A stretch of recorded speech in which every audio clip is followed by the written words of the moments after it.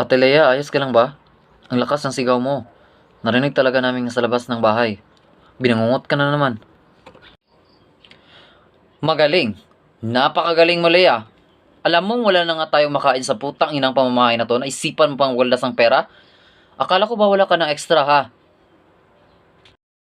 Kailangan na namin umuwi, Samsam. Walang yang buhay to, oh. Pinagsasabihan ng tama, abay magagalit na kagad. Gusto ko lang naman maging tahimik ang bahay na to, pero yung bunganga mo napakaingay. Ang ingay mo? Dapat yung ingay mo pangkama lang.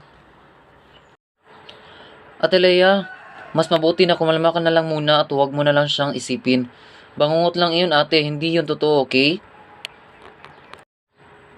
Napakalungkot ng pinagdaanan mo, Lea. Pero at the same time, napakaganda. Dahil marami kang natutuhan na aral.